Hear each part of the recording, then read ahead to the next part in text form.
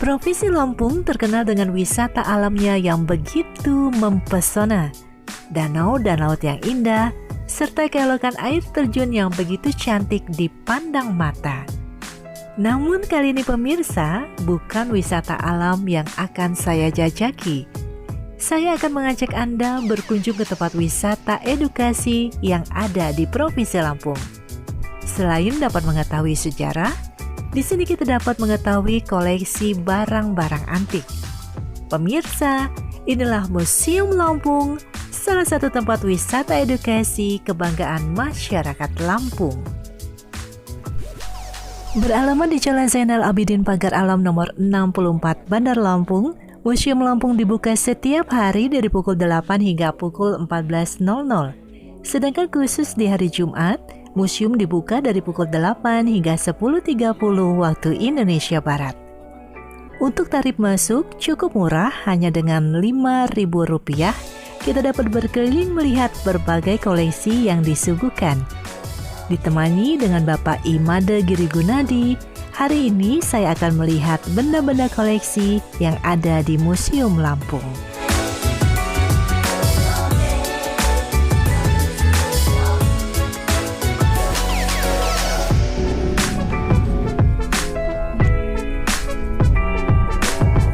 Pemirsa, saat ini saya tengah berada di depan rumah adat, tepatnya di depan dari gedung Museum Lampung sendiri. Dan saat ini saya tengah ditemani oleh Bapak Imade Girigunadi. Selamat siang Bapak. Ya, Pak, mau tahu ini kira-kira rumah adat dari mana? Kalau ini bukan rumah adat, Ya. dia rumah tradisional. Ya. Kalau rumah adat dia beda. Untuk umum, kalau ini rumah untuk tempat tinggal. Jadi ini berasal dari Lampung Barat. Lampung Barat. Daerah Pesagi. Nah, daerah Pesagi. Ini yang disebut dengan rumah Pesagi. Ya, rumah Pesagi. Ya, rumah Pesagi. Dia bentuknya seperti ini, persegi. Di dalamnya itu ada 2 kamar tidur, terus kamar tamu. Kemudian di sebelah sininya ini dapur. Ini berbentuk rumah panggung, ya, yang disangga oleh tiang-tiang besar. 15 tiang utama, ya, dan kemudian ada tiang tambahan ini menyangga ini bagian dapurnya. Oh iya. Gitu. Sebenarnya saya ingin sekali nih Pak masuk, cuma karena sedang direnovasi ya Pak ya. Ya, jadi sayang sekali pemirsa. Nah, sepertinya di belakang itu ada lumbungnya Pak ya? Ada lumbungnya, tapi bukan satu kesatuan ini. Kalau lumbungnya itu dari daerah Tanggamus. Oh iya. Dari daerah Tanggamus, di sana masyarakat diambil karena di sana itu sistem penempatan daripada lumbung itu sifatnya komunal gitu. Jadi khusus tempat lumbung begitu. Nah, di situ aktivitas masyarakatnya berkaitan dengan menampi, terus mengolah padinya di sana gitu. Nanti baru dibawa ke kampung gitu. Peristiwa geologi dan zoologi juga terdapat di Museum Lampung. Untuk geologi, ada diorama Gunung Krakatau yang meletus pada 26 hingga 27 Agustus 1883. Untuk zoologi, ada diorama hewan-hewan khas Sumatera, yaitu harimau, beruang madu, gajah, dan terenggiling. Ini jangkar tongkat namanya ya, jangkar tongkat ya. Ini milik kapal Prancis. Karena dulu sebelum dia karatan itu di situ ada tulisan seperti itu. Ya, terus dia hilang dan ini ditemukan di Pantai Kalianda. Di Pantai Kalianda. Kalianda, daerah Rajabasa. Rajabasa ditemukan penduduk masih di pantai dan kemudian diangkat beramai-ramai oleh mereka, dibawa keluar dan kemudian kita bawa ke museum. Ya, kita bawa ke museum untuk dilestarikan, dimungkinkan ya. Ini kapal itu kandas pada saat terjadinya bencana gunung meletus Krakatau juga. Oh iya. Ya, Krakatau ini. Nah, itu ditemukan dan kemudian kita taruh di sini sebagai untuk mengenang peristiwa tersebut seperti itu. Krakatau. Kalau yang di belakang kita ini, Pak? Oh, yang ini. Ini sama juga. Iya. Kalau ini dia fungsinya namanya rambu laut. Rambu laut. Ini juga terpental ke darat ya pada saat terjadi tsunami pada tahun 1883 yang berkaitan dengan peristiwa meletusnya juga Gunung Krakatau itu. Iya. Nah, itu. Jadi ini rambu laut kita juga angkat dibawa ke sini untuk mengenang peristiwa itu. Iya. Kalau yang in situ itu ada di depan Polda. Polda ada juga sama seperti ini. Nah, itu berarti rambu laut itu sampai ke sana dibawa oleh air. Gitu. Ya. Bayangkan ya pemirsa, dari tahun 1883. Ya. Yang ini Pak, yang bulat. Yang bulat ini namanya bola besi. Bola besi. Bola besi ini itu digunakan sebagai pengolahan lahan transmigrasi pada tahun 1952 di daerah Kota Gajah, terus Lampung Timur, kalau dulu Lampung Tengah ya kalau dulu. Ya di sana itu ini digunakan untuk merobohkan kayu-kayu, ditarik dua traktor ya, tetapi kayu yang besar-besar itu terlebih dahulu dikasih obat. Dikasih obat, jadi dia kalau sudah rontok daunnya, kemudian ini ditarik untuk merobohkan. Di dalamnya itu ada isi air, tetapi airnya tidak penuh, itu untuk gaya sentrifugal untuk menggoyangkan seperti itu. Ini dilakukan oleh dua negara, Indonesia dan Brasil, yang menggunakan teknik ini untuk merobohkan kayu itu. Itu digunakan biasanya untuk lahan-lahan datar. Gitu. Oke Bapak, yuk pemirsa kita masuk. Di Museum Lampung ini kita juga dapat melihat peninggalan sejarah koleksi dari zaman kerajaan, seperti prasasti Batu Bedil, prasasti Bungkuk, prasasti Bawang, prasasti Ulu Belu, prasasti Dadak, prasasti Bahdalung yang berbahasa Banten, dan prasasti Tanjung Raya. Bukti masuk dan perkembangan Islam juga ada, seperti Al-Quran yang ditulis tangan di kertas deluang, talam, teko alpaka, stempel marga Sabu, dan tulisan aksara Lampung dengan bahasa Lampung, Arab, dan Banten. Deluang itu bukan kertas, karena kalau kertas itu kan proses pembuatannya itu pembuburan dulu dibuat bubur. Kalau ini enggak, langsung ditumbuk dari kayu murbei. Ini? Ya, kayu murbei. Ini dia itu Al-Quran itu lengkap 30 juz ditulis tangan. Ya, tulis tangan. Diperkirakan abad ke-18. Abad ke-18. Iya. Itu udah ada tuh Pak ya warna merahnya. Ada. Kalau abad 18 itu sudah ada. Itu tinta Cina udah ada. Sudah ada ya? Iya.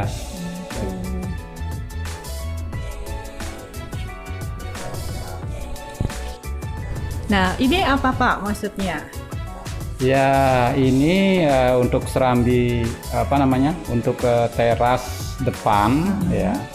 Kita memamerkan pemimpin-pemimpin di Lampung, yaitu gubernur yang pernah memimpin di daerah Lampung. Nah, ada dari awal sampai akhir ya, sampai sampai saat ini ya. Saat ini Pak Arinal kita sudah pajang. Ada 8 ya. 8 sudah gubernur yang pernah memimpin di Lampung. Nah, kemudian yang di bagian bawah ini adalah pahlawan Jenderal Mayor Muhammad Mangundiprojo ya. Beliau ini sebenarnya adalah pahlawan nasional yang banyak berkiprah di Lampung. Ya.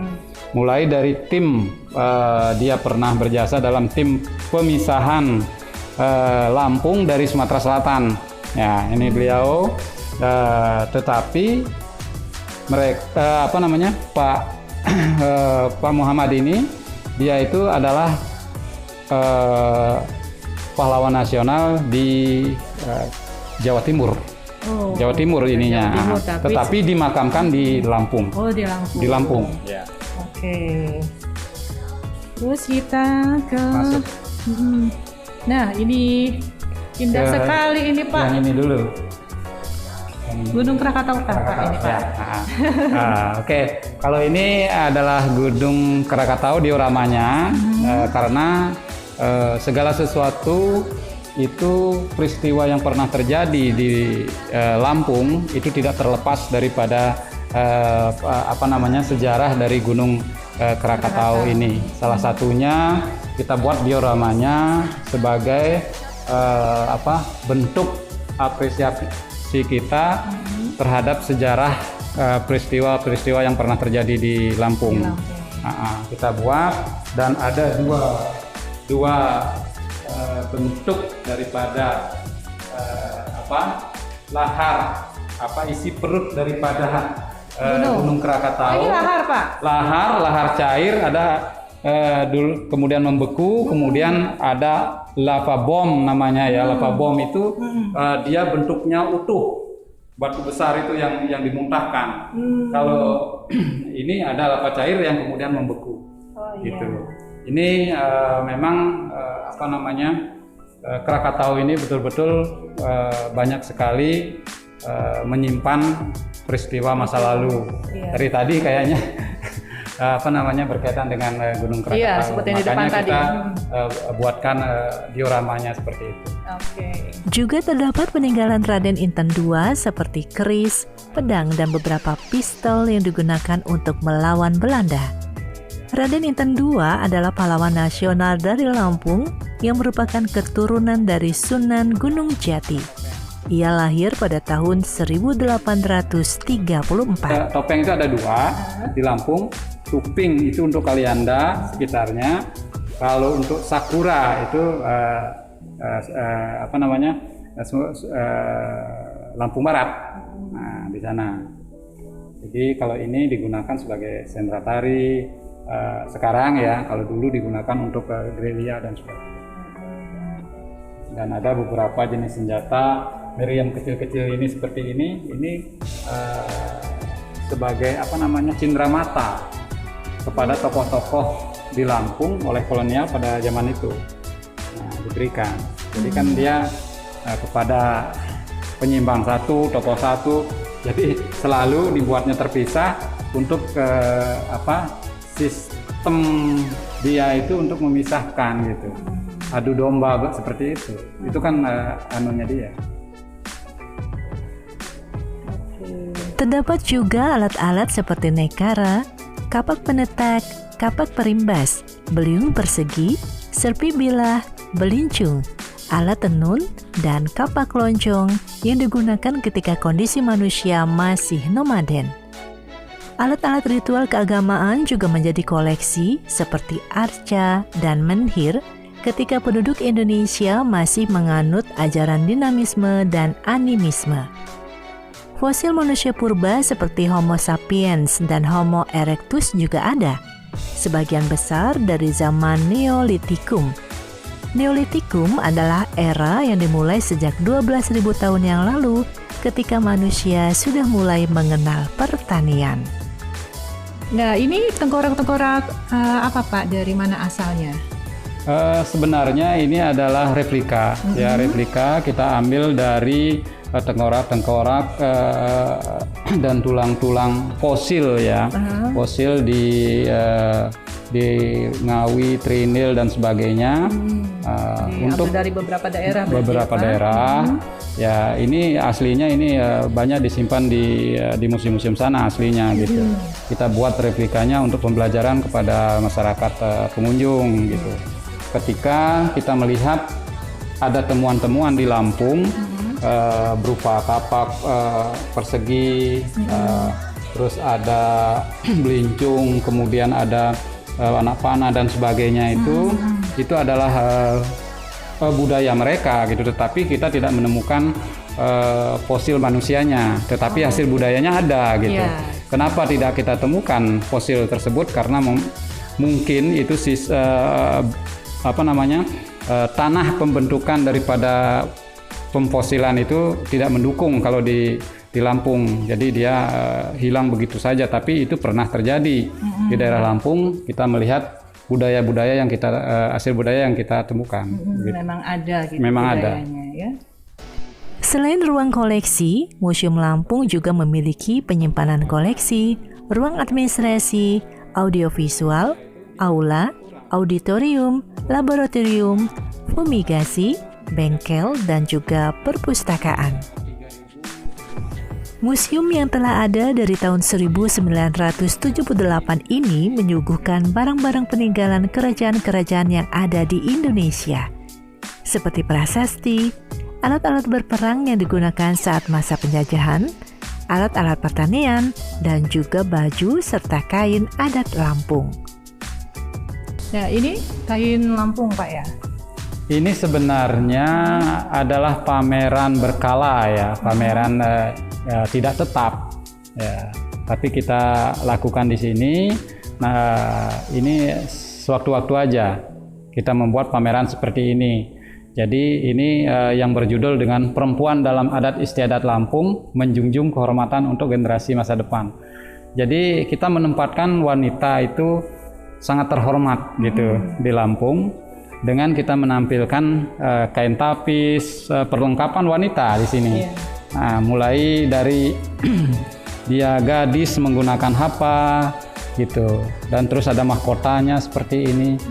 Memang wanita itu filosofisnya di Lampung itu luar biasa. Bahkan sekarang itu siger pun itu menjadi ikon. Nah, ikon ya. Berarti itu memuliakan benar terhadap kaum wanita di Lampung gitu. Dan kalau mendengar tapis gitu ya, tapis itu berkaitan dengan wanita juga gitu. Jadi tidak mungkin tapis dipakai oleh laki-laki. Gitu. Kain tapis semua ini. Jadi tingkatan bermacam-macam tapis yang ada di Lampung itu ya, tapis macam-macam namanya. Itu dalam adat itu penggunaannya tidak bisa sembarangan.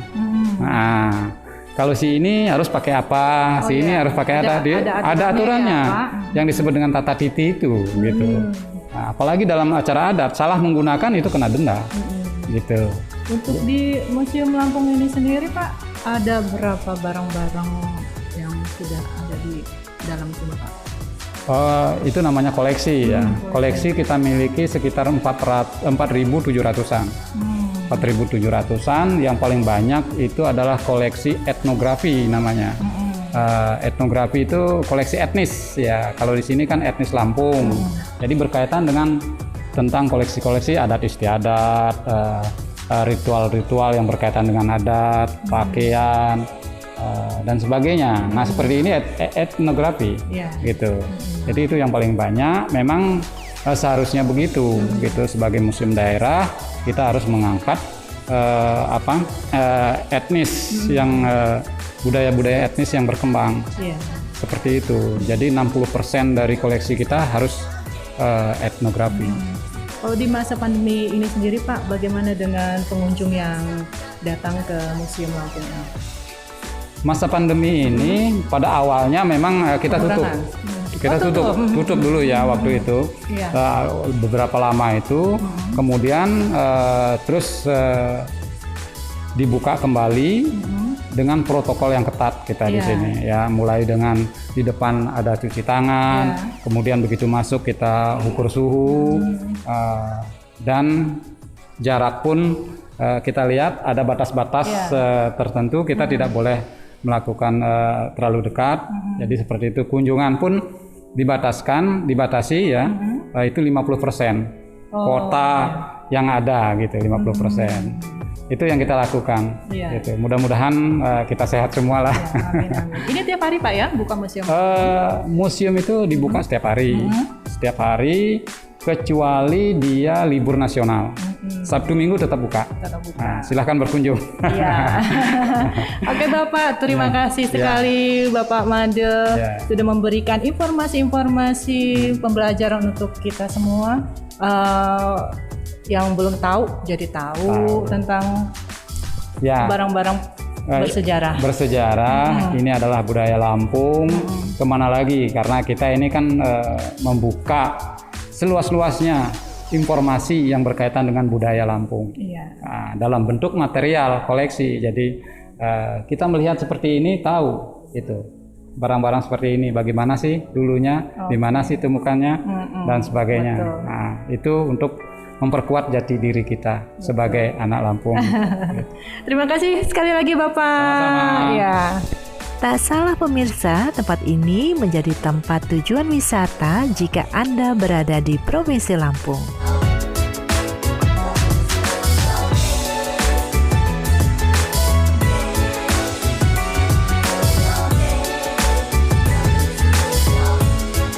Dari Bandar Lampung, Dika Hatta, Tio Demiro, Saburai TV melaporkan.